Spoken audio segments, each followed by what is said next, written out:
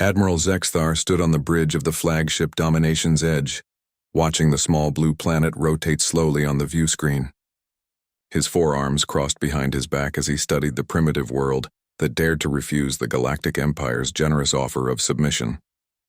Such a beautiful planet, he mused to his second-in-command, Captain Vorth. It seems almost wasteful to reduce it to ash and molten rock. Captain Vorth's tentacles twitched nervously. Admiral, perhaps we should reconsider. The humans have shown remarkable technological advancement in just the past century. Their resistance might be more formidable than anticipated. Zexthar's mandibles clicked in what passed for laughter among his species. Captain, we have conquered over 3,000 star systems. We have brought low civilizations that had mastered faster than light travel, before these humans even discovered fire. What could these upstart primates possibly do against 1,000 Imperial warships? The communication officer's voice crackled across the bridge. Admiral, we're receiving a transmission from the planet's surface. They're responding to our ultimatum. Put it through, Zexthar commanded, settling into his command throne. He had given the humans 72 hours to surrender unconditionally, or face complete annihilation. It was more time than most species received, but he felt generous today. The view screen flickered, and suddenly a human appeared. The creature was smaller than Zexthar had expected, with short gray hair and wearing what appeared to be a simple military uniform. The human's eyes were a startling blue color, and they held no trace of fear. I am General Sarah Martinez, representing the United Earth Defense Council, the human said calmly. We have considered your ultimatum, Admiral Zexthar. The Admiral leaned forward, anticipating the usual pleading, the desperate offers of tribute, the pathetic attempts at negotiation. He had heard it all before from countless species across the galaxy. We reject your demand for surrender, General Martinez continued, her voice steady. Furthermore, we have a counter-proposal for you. Zexthar's eyes widened in surprise. In 3 centuries of conquest, no species had ever made a counter-proposal. They either surrendered immediately or fought futilely before being crushed. This was unprecedented. You see, Admiral, Martinez said, a slight smile playing at the corners of her mouth. We've been expecting you. Our deep space monitoring stations detected your fleet 6 months ago. We've had time to prepare, Captain Vorth hissed softly. Impossible. Our stealth technology is undetectable by primitive sensors. Oh, but we're not as primitive as you think, Martinez replied, apparently having heard the comment. We've been listening to your communications, studying your technology, learning about your empire. Did you know that your encryption protocols haven't been updated in over 200 years? Quite sloppy for a galactic superpower. Admiral Zexthar felt his confidence waver slightly, but he maintained his composure. Enough games, human. State your surrender terms, and perhaps we will allow some of your species to survive as laborers. General Martinez shook her head slowly. I think you misunderstood me, Admiral. We're not surrendering. We're giving you one chance to leave our solar system peacefully. Turn your ships around and never come back. The bridge fell silent except for the hum of the ship's systems. Several officers exchanged glances of disbelief. A species that hadn't even achieved interstellar travel was threatening the mighty Galactic Empire. You dare threaten us? Zexthar roared, his forearms gesticulating wildly. We have 1,000 ships, each one capable of cracking your planet like an egg. Yes, we know, Martinez replied calmly. 1,000 ships. Quite impressive. But here's the thing, Admiral. We looked up at your fleet. We counted your ships, we analyzed your capabilities, and we came to a simple conclusion. She paused dramatically, her blue eyes staring directly into the camera with unwavering determination. Send the rest. The transmission cut off, leaving the bridge in stunned silence. For several long moments, no one spoke. Finally, Captain Vorth found his voice. Admiral, what did she mean by send the rest? Zexthar stared at the now empty view screen, a cold feeling settling in his stomach. In all his years of conquest, he had never encountered such brazen confidence from a species facing overwhelming odds. Either the humans were completely insane or they knew something he didn't. Sensors, he barked. I want a complete scan of this system. Every planet, every moon, every asteroid. And get me a detailed analysis of Earth's military capabilities. Scanning now, Admiral, the sensor operator replied, his claws dancing across the controls. After several minutes, he looked up with confusion. Sir, I'm detecting some unusual energy signatures throughout the system, but I can't identify their source. And Earth's surface, There are massive industrial complexes that weren't there in our previous reconnaissance. How is that possible? Vorth demanded. Our intelligence is only 6 months old. Run the scans again, Zexthar ordered, though his voice lacked its earlier confidence. And signal the fleet. I want all ships on high alert. As the massive Imperial fleet began to adjust its formation, none of the aliens noticed the small, seemingly insignificant asteroids throughout the solar system that had started to move with subtle course corrections, nor did they detect the massive construction projects hidden beneath the surfaces of Mars, the Moon, and dozens of other celestial bodies.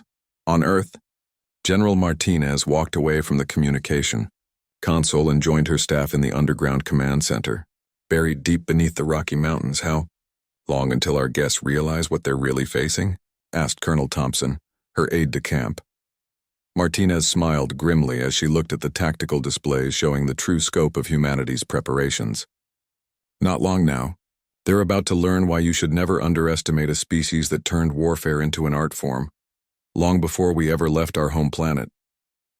Above them, 1,000 alien warships hung in space like harbingers of doom, their crews confident in their overwhelming superiority.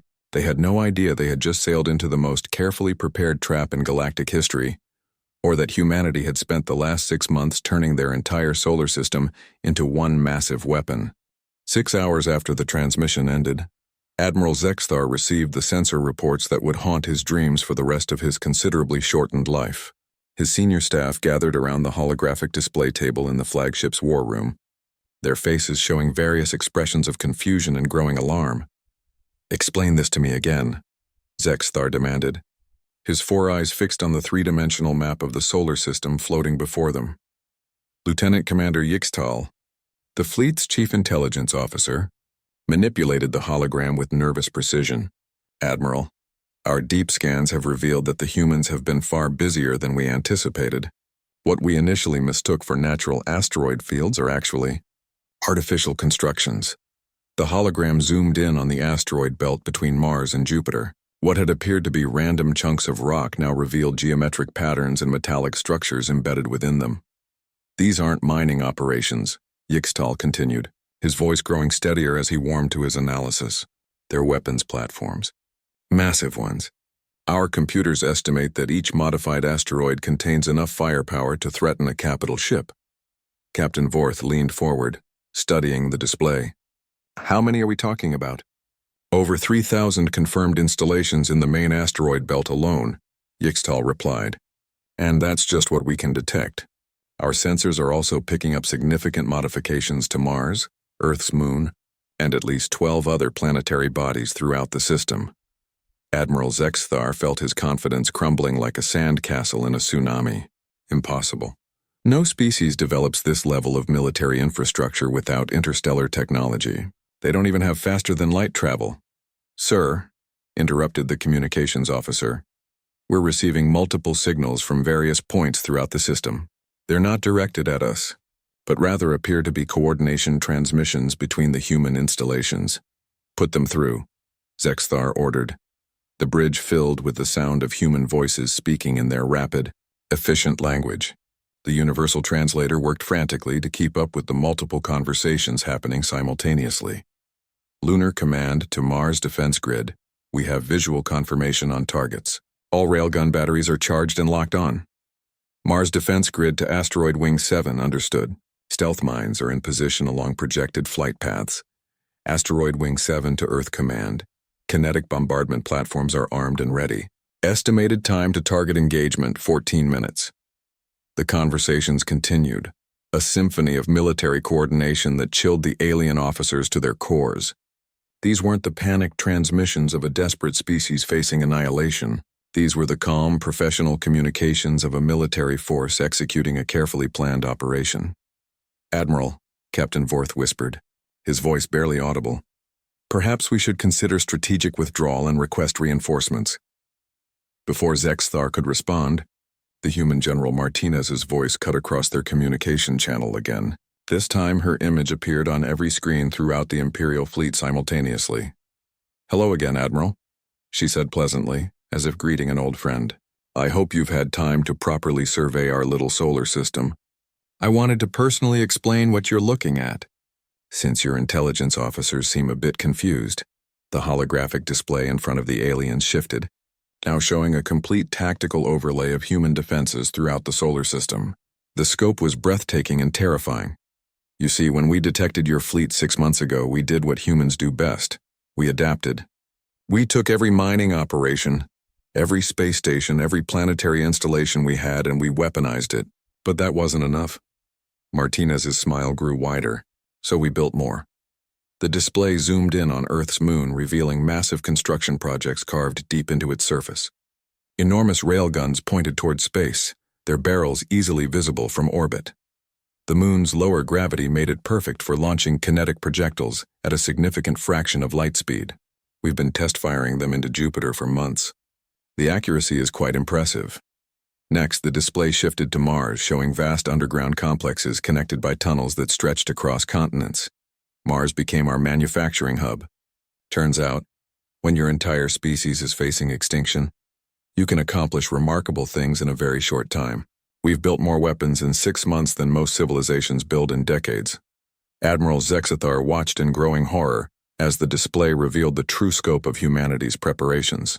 The asteroid belt hadn't just been modified.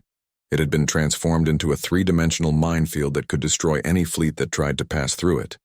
But the real surprise, Martinez continued, is what we learned from studying your empire's history.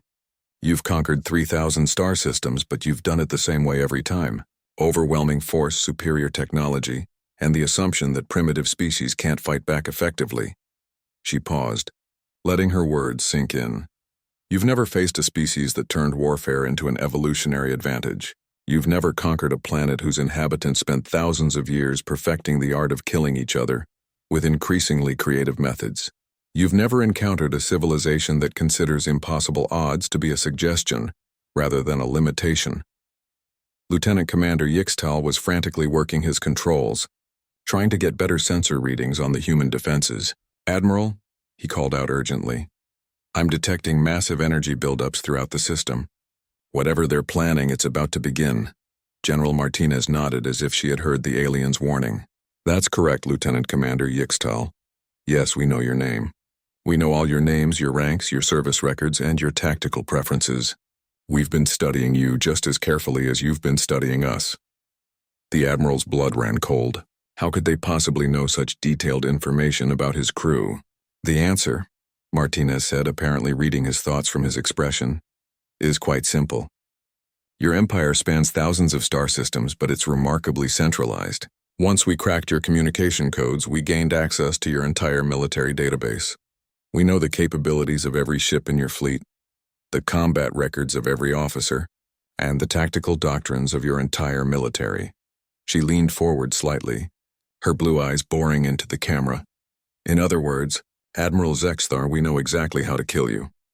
Admiral Zexthar barely had time to process General Martinez's chilling words before his tactical officer screamed out a warning that would echo in his nightmares. Energy spikes detected throughout the system. Multiple launches from lunar surface. Incoming projectiles! The view screen shifted to show dozens of brilliant streaks of light racing toward the Imperial fleet from Earth's moon. The projectiles moved at incredible speeds, crossing the distance between the moon and the fleet in mere minutes. Evasive maneuvers, Zexthar roared. All ships scatter formation. But the human weapons weren't aimed randomly.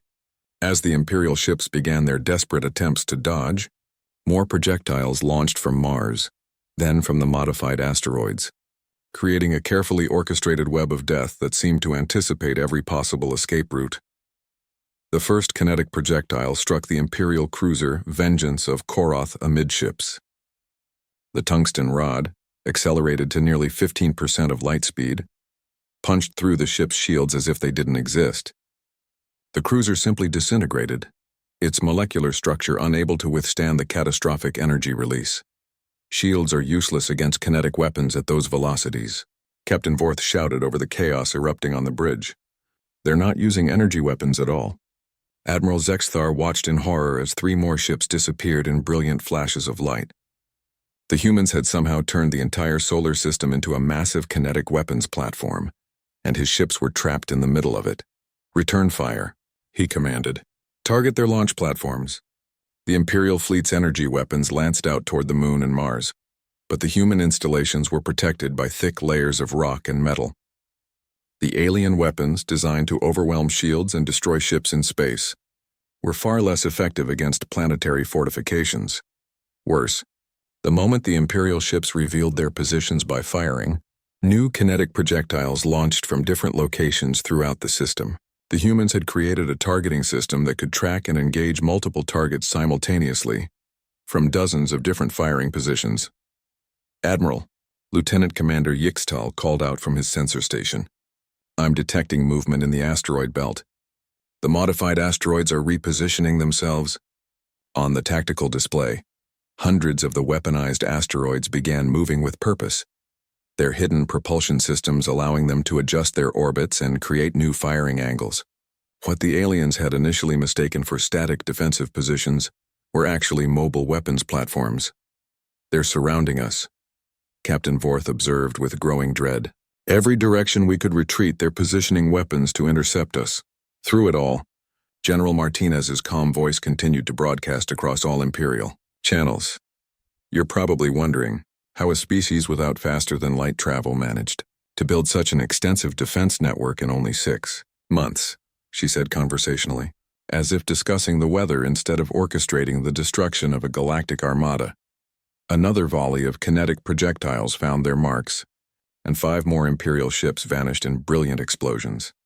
The answer is simple. We didn't build it in 6 months. We've been building it for decades. Martinez's image appeared on the main view screen, her expression serene despite the chaos surrounding the alien fleet. "You see, Admiral, humans have always been paranoid. We've been expecting hostile alien contact since we first looked up at the stars. While other species might develop faster-than-light travel first and then worry about defense, we did it backwards. We built the defenses first." The tactical display shifted to show the true age of the human installations. Many of the asteroid modifications dated back years, even decades. The lunar railguns had been under construction for over 20 years, disguised as mining and research operations. Every space mission, every mining expedition, every scientific outpost served a dual purpose, Martinez explained as more Imperial ships fell victim to the relentless kinetic bombardment. "We've been turning our solar system into a fortress for generations, just waiting for someone like you to show up." Admiral Zexthar felt a cold realization wash over him. His fleet wasn't facing a hastily assembled defense force. They were up against a military strategy that had been in development for decades, executed by a species that had been preparing for this exact scenario for most of their spacefaring history. "But the real beauty of our system," Martinez continued, "is that it's completely scalable. Every projectile we fire at you is made from materials mined right here in our solar system. Every installation is powered by fusion reactors built from local resources. We're not running out of ammunition. We're barely getting started." As if to emphasize her point, the rate of kinetic projectile launches suddenly doubled. The modified asteroids were now firing continuously, creating a storm of tungsten rods that filled the space around the Imperial fleet with deadly projectiles. "Status report," Zexthar demanded, though he could see the answer on the tactical display. His fleet of 1,000 ships was being systematically destroyed by an enemy they couldn't effectively target or engage. "We've lost 67 ships in the past 10 minutes, Captain Vorth reported grimly. "Hull breaches on multiple vessels and our formation is completely scattered. We're taking casualties faster than we can count them." "Signal the fleet," Zexthar ordered. "Emergency jump to hyperspace. We're withdrawing immediately." "Admiral, I'm trying, but there's a problem," the communications officer replied frantically. "The humans are jamming our hyperspace navigation systems. The interference is too strong to calculate safe jump coordinates." General Martinez smiled on the view screen. "Oh yes, I forgot to mention that part. We've been studying your hyperspace technology too. Turns out if you generate the right kind of electromagnetic interference, you can prevent ships from entering hyperspace safely. We wouldn't want any of you to leave before we're finished with our conversation." The trap was now complete. The Imperial fleet was surrounded by an ever-tightening net of kinetic weapons, unable to retreat, unable to effectively fight back, and watching their numbers dwindle with each passing minute. "You wanted to know what humans are capable of when we're threatened," Martinez said, her voice carrying easily over the sounds of battle.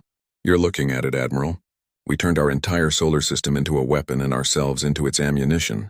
And this is just the beginning. Admiral Zexthar watched his fleet die around him as another massive wave of kinetic projectiles tore through the Imperial formation. 137 ships destroyed in less than 20 minutes. And the humans showed no signs of slowing down their relentless assault. "Admiral, we're receiving priority transmissions from multiple ships," the communications officer reported, his voice cracking with stress. "The Eternal Conquest is requesting immediate evacuation assistance." The Death's Herald reports critical hull breaches across 7 sections. I can see the tactical display." Zexthar cut him off grimly. The holographic battle map showed the horrible truth. His once mighty armada was being systematically annihilated by an enemy they couldn't even properly target. But then something changed on the sensors that made Lieutenant Commander Yixtal gasp in alarm. "Admiral!" New contacts emerging throughout the asteroid belt. Thousands of them. The tactical display suddenly filled with new signatures, as what appeared to be small spacecraft began launching from concealed positions throughout the solar system. But as the sensors gathered more data, it became clear these weren't manned vehicles at all. "They're drones," Yixtal reported with growing horror. "Automated attack craft. And Admiral, there are over 50,000 of them." General Martinez's voice cut across the chaos with deadly calm. "You've noticed our mobile defense units. We call them Hornets. Each one is about the size of your fighter craft, but they're completely unmanned and controlled by our central AI network." On the view screen, the swarm of human drones moved with eerie coordination, forming up into attack formations that seemed to flow like liquid across space. Each drone was sleek and angular, designed for one purpose: killing enemy spacecraft. "You see," Martinez continued conversationally, "while you were focused on our kinetic weapons platforms, we were also launching our close-range defense systems. The Hornets have been hiding in the asteroid field, waiting for the perfect moment to strike." Captain Vorth stared at the sensor readings in disbelief. 50,000 attack drones? How is that even possible? The manufacturing requirements alone. "We're a species of 7 billion individuals spread across multiple worlds and space stations," Martinez replied, apparently monitoring their communications. "When we decide to build something, we build it on a scale that most galactic civilizations can't comprehend." The Hornets were produced in automated factories on Mars, the Moon, and in modified asteroids throughout the belt. We've been manufacturing them continuously for the past 6 months. The first wave of Hornets reached the Imperial fleet's perimeter, and Zexthar quickly learned why the humans had named them after an aggressive insect. The drones moved in coordinated swarms, attacking the larger Imperial ships with precision that no biological pilot could match. "They're targeting our weapon systems," Captain Vorth shouted as explosions began erupting across the flagship's hull. "The drones are going directly for our guns and shield generators." The Hornets weren't trying to destroy the Imperial ships outright. Instead, they were systematically disabling the alien vessels' offensive and defensive capabilities, leaving them helpless against the continuing kinetic bombardment from the fixed installations. "And here's the truly beautiful part," General Martinez said with obvious satisfaction. "Each Hornet is equipped with a small antimatter warhead. Not enough to destroy a capital ship, but more than sufficient to eliminate specific systems. They're essentially flying surgical strikes." Admiral Zexthar watched in helpless rage as his fleet's ability to fight back was methodically stripped away. The Hornets moved in perfect coordination, as if controlled by a single intelligence that could process thousands of simultaneous combat situations without error. "AI coordination," he whispered to himself. "They're all controlled by artificial intelligence." "That's correct, Admiral," Martinez confirmed. "You're fighting our computers, not our pilots. Every Hornet, every kinetic weapon, every sensor array and defensive installation is connected to a central AI network that can process combat data faster than any biological mind. You're not just outnumbered, you're outcomputed." The implications hit Zexthar like a physical blow. The Galactic Empire had always relied on the superior training and experience of their biological crews to overcome numerical disadvantages.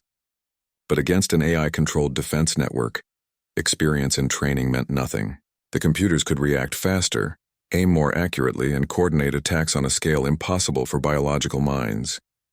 "How many ships have we lost?" he asked, though he dreaded the answer.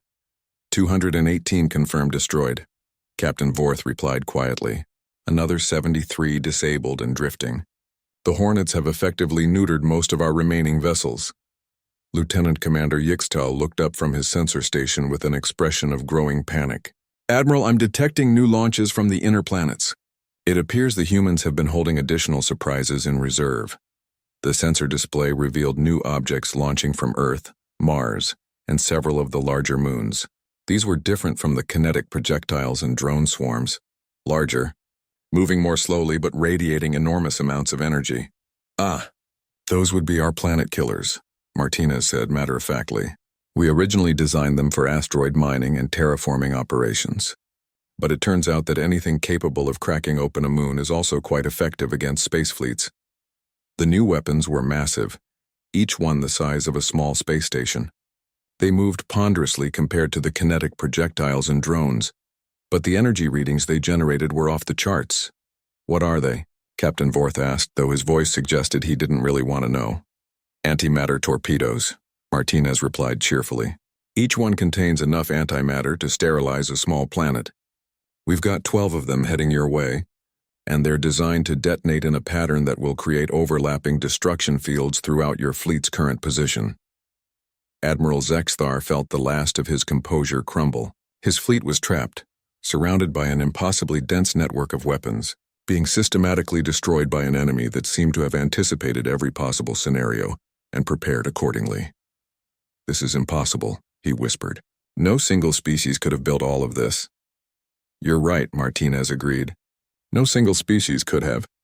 But humans aren't a single species anymore, Admiral. We're a civilization, and civilizations, when properly motivated, can accomplish impossible things. The first of the antimatter torpedoes was now only minutes away from detonation range, and the surviving Imperial ships were still trapped within the jamming field that prevented hyperspace escape. You said you wanted us to surrender, Zexthar said desperately. What are your terms? General Martinez paused for a long moment, her blue eyes studying Admiral Zexthar through the viewscreen. Around them, the systematic destruction of the Imperial fleet continued with mechanical precision. Another volley of kinetic projectiles claimed 3 more ships, while the Hornet swarms disabled 2 heavy cruisers. Terms? Martinez finally replied, raising an eyebrow. You think this is a negotiation, Admiral? The massive antimatter torpedoes continued their slow but inexorable approach toward the trapped Imperial fleet. Each one was now close enough that their energy signatures were interfering with the alien sensor readings. I'm offering unconditional surrender, Zexthar said, his pride finally crumbling under the weight of inevitable defeat. My remaining ships will power down weapons and submit to your authority. That's very generous of you, Martinez said with a smile that didn't reach her eyes. But I'm afraid you've misunderstood something fundamental about this situation. She gestured to someone off-screen, and the tactical display shifted to show the true scope of the human defense network. The visualization now included additional installations that had been hidden from sensors until now. Massive shipyards in the outer system, mining operations throughout the asteroid belt, and what appeared to be entire industrial complexes built into the surfaces of dozens of moons and planetoids. You see, Admiral, we didn't build this fortress just to defend ourselves from your empire. We built it to send a message to the galaxy. The human solar system is now the most heavily fortified star system in known space, and we accomplished it in less than a century of spaceflight. Captain Vorth stared at the display in stunned silence. This is impossible. The resource requirements, the industrial capacity needed. It would take thousands of years to build all this. For most species, yes, Martinez agreed. But humans have certain advantages. We're incredibly good at large-scale industrial projects when we're properly motivated. We built this entire network using the same principles we use to industrialize our home planet: mass production, standardized components, and absolutely ruthless efficiency. Admiral Zexthar watched as the display revealed the true extent of human civilization within their solar system. They had transformed nearly every significant celestial body into either a weapons platform, a manufacturing center, or a resource extraction operation. The scale was beyond anything the Galactic Empire had ever achieved, even after conquering thousands of worlds. But here's what really matters, Martinez continued. Everything you see here, every weapon, every installation, every single defensive measure, it's all just our home system. This is what we build when we're confined to one star system and feeling Threatened. She paused to let that implication sink in. Now, imagine what we're going to build when we start expanding to other stars, Lieutenant. Commander Yixtal looked up from his sensors with dawning horror. Admiral, their industrial capacity, if they can build all this in one system, they could fortify hundreds of systems, Zexthar finished quietly. Thousands even. Exactly, Martinez confirmed. Your empire conquers through overwhelming force applied to primitive civilizations. But we're not primitive and we're not unprepared. More importantly, we're not interested in being conquered. The antimatter torpedoes were now only minutes from their detonation points. The remaining Imperial ships, barely 300 out of the original 1,000, were trapped like insects in amber, unable to flee and incapable of mounting an effective defense. So here are humanity's terms, Martinez said, her voice taking on a formal tone. First, your empire will immediately withdraw all forces from human space and will never again approach our solar system with hostile intent. Second, you will broadcast a warning to all Imperial forces throughout the galaxy that humanity is not to be contacted, threatened, or approached without prior diplomatic authorization. Third, you will provide us with complete star charts showing the location of every Imperial world, military installation, and trade route within 500 light-years of Earth. Admiral Zexthar's eyes widened. You're demanding intelligence on our entire regional command structure. Yes, Martinez replied calmly. We want to know where you are so we can avoid you. We're not interested in conquest, Admiral. We're interested in being left alone to develop our civilization in peace. And fourth, she continued, you will carry a message back to your Imperial High Command. Tell them that humanity has looked at their empire of 3,000 conquered worlds and found it insufficient. Captain Vorth gasped at the audacity of the statement. Insufficient? The Galactic Empire spans half the galaxy. And yet you couldn't conquer one primitive world, Martinez pointed out. What does that say about the strength of your empire? We're a single species confined to one star system. And we've just destroyed 2/3 of a 1,000-ship armada. How long do you think your empire would last if every world fought back with our level of determination? The question hung in the air like a death sentence. The Imperial officers looked around at each other, seeing their own doubts reflected in alien faces. But we're not unreasonable, Martinez added, her tone softening slightly. We don't want a war with your empire. We just want to be left alone to explore the galaxy on our own terms. Accept our conditions and your surviving ships can leave safely. And if we refuse? Zexthar asked, though he already knew the answer. Then we find out how much antimatter it takes to sterilize a 1,000-ship fleet, Martinez replied matter-of-factly. The torpedoes will detonate in approximately 90 seconds. Your choice, Admiral. Admiral Zexthar looked around his bridge at the faces of his crew. These were veteran warriors who had conquered dozens of worlds, but now they looked like frightened children, facing something beyond their comprehension. Signal all ships, he said finally. Power down weapons and prepare to transmit our surrender. Wise choice, Martinez said approvingly. The antimatter torpedoes are now switching to safe mode. Consider yourself fortunate, Admiral. You're about to become the first Imperial commander in history to survive contact with an aroused human civilization. As the Imperial fleet began powering down their weapons, General Martinez delivered one final message that would echo through the galaxy for generations to come. Oh, and Admiral, when you make your report to Imperial Command, make sure you emphasize one very important point. This was just our solar system defense network. Wait until you see what we build when we really get started.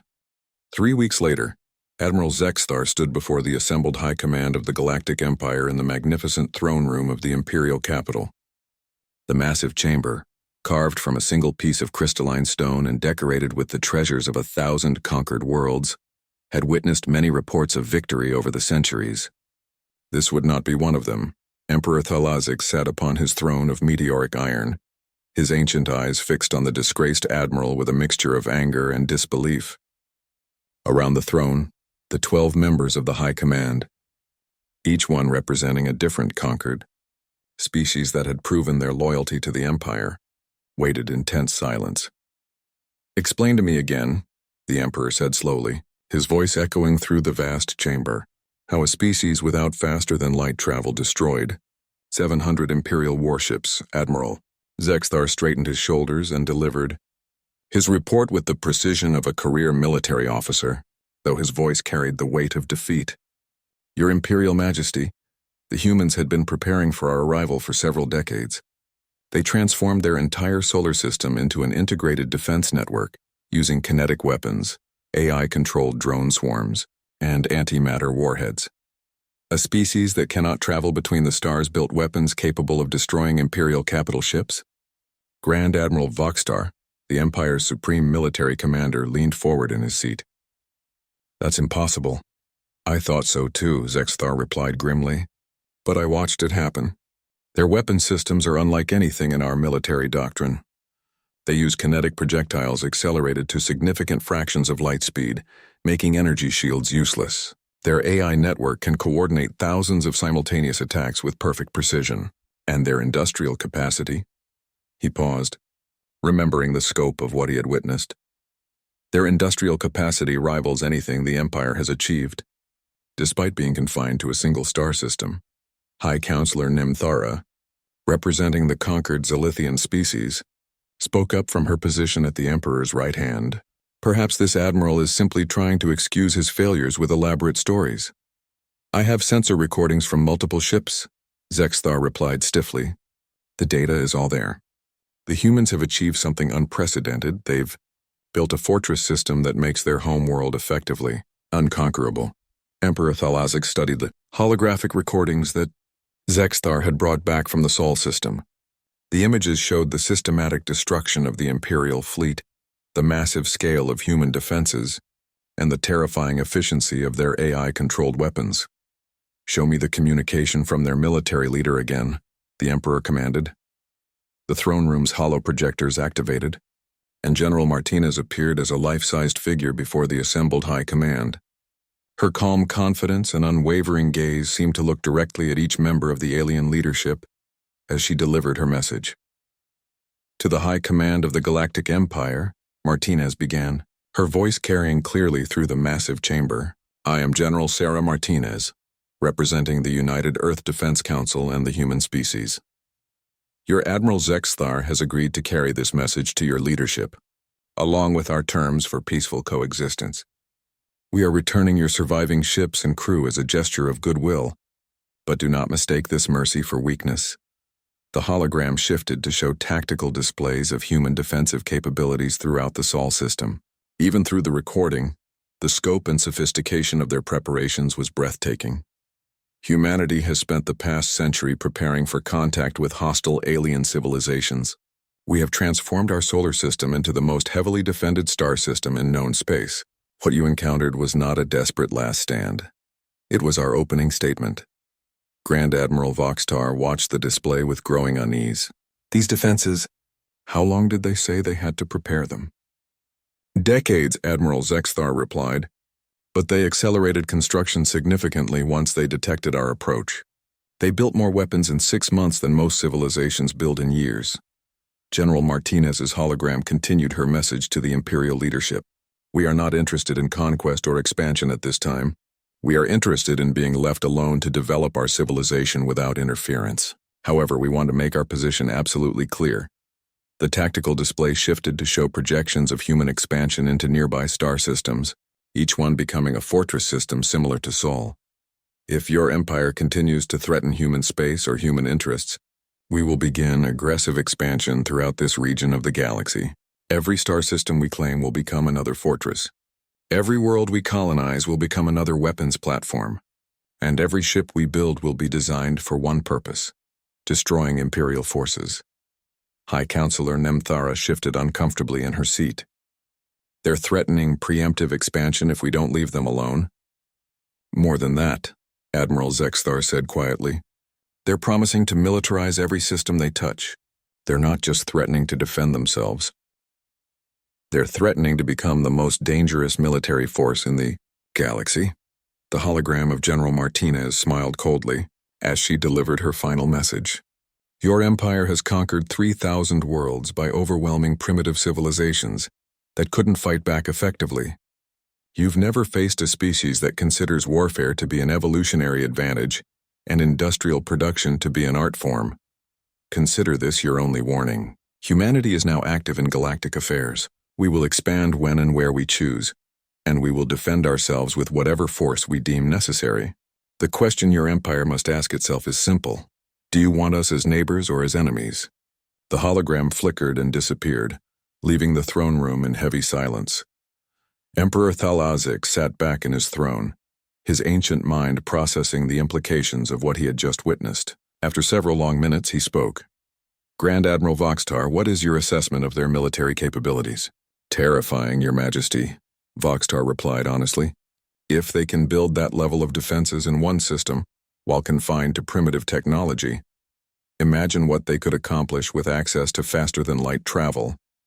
Within a century, they could fortify dozens of star systems, and their threat to begin aggressive expansion? Not empty, I believe. They demonstrated the industrial capacity to support such expansion, and the military doctrine to make it effective. Emperor Thal-Azik closed his eyes and considered his options. The Galactic Empire had grown large and powerful by conquering species that couldn't effectively resist, but humans had just proven that some species were too dangerous to conquer and too powerful to ignore. Issue the following decree, he said finally. Human space is to be declared off-limits to all Imperial forces. No ship is to approach their solar system without explicit authorization from this throne, and begin monitoring their expansion activities. We need to know where they go and what they build. You're recognizing their independence? High Counselor Nemthara asked in surprise. I'm avoiding a war that could tear the Empire apart, the Emperor replied grimly. Admiral Zexthar, you will return to Frontier Command. Your mission is to ensure that no Imperial force accidentally triggers a conflict with these humans. As the High Command dispersed to implement the Emperor's orders, one thought dominated every alien mind in the chamber. For the first time in the Empire's long history, they had encountered a species too dangerous to conquer. 5 years after the failed invasion of the Sol system, the galaxy had become a very different place. Captain Zixnala of the independent merchant vessel, Prophet's Edge, carefully reviewed the latest navigation updates as she prepared for her trade run through what was now known as the Human Expansion Zone. Captain? Her pilot called from the helm. We're approaching the outer marker buoys for the Ross-128 system. Should I transmit the standard diplomatic protocols? Yes, and make sure you include our trade authorization codes, Zixnala replied, settling into her command chair. The humans are very particular about proper documentation. Through the view screen, she could see the now familiar sight of human space infrastructure. Massive orbital platforms surrounded every significant body in the system, connected by streams of cargo vessels and construction ships. But it was the defensive installations that truly captured the eye, elegant but clearly lethal structures, that made it obvious this system could defend itself against any conceivable threat. Incoming transmission from Ross Station. Control. The communications officer reported. This is Ross Station Control to Merchant Vessel Prophet's Edge, a crisp, human voice said in perfect galactic standard. Your trade authorization is confirmed. Please proceed to Docking Bay 7 on the main commercial platform. Welcome to Ross 128. As their ship approached the designated docking facility, Captain Zixnala marveled at what the humans had accomplished in just 5 years. The Ross 128 system had been empty space when they first arrived. Now it was a thriving industrial hub with over 10 million human inhabitants and the most advanced defensive network outside of Sol itself. It's impressive, her pilot admitted, but still frightening. Look at those weapon emplacements. Zixnala nodded. Every human system was fortified to the same level as their homeworld. Massive kinetic weapons platforms, swarms of defensive drones and antimatter torpedo arrays made each human colony effectively unconquerable. But more importantly, the humans had proven to be excellent trading partners and surprisingly peaceful neighbors. The humans keep their promises, she said. They said they wanted to be left alone to develop their civilization, and that's exactly what they've done. No territorial expansion beyond what they've claimed, no military aggression against other species, and their trade agreements are always honored. The docking process went smoothly, as it always did with human facilities. Their logistics systems were incredibly efficient, their technology was reliable, and their personnel were professionally courteous. Within an hour, Captain Zixnala was walking through the commercial district of Ross Station, conducting business with human traders. Captain Zixnala, a familiar voice called out. She turned to see Dr. James Wong, the human trade coordinator she had worked with for the past 3 years. Dr. Wong, she replied with genuine warmth. It's good to see you again. How is the expansion of the industrial facilities progressing? Ahead of schedule as usual, Dr. Wong said with a smile.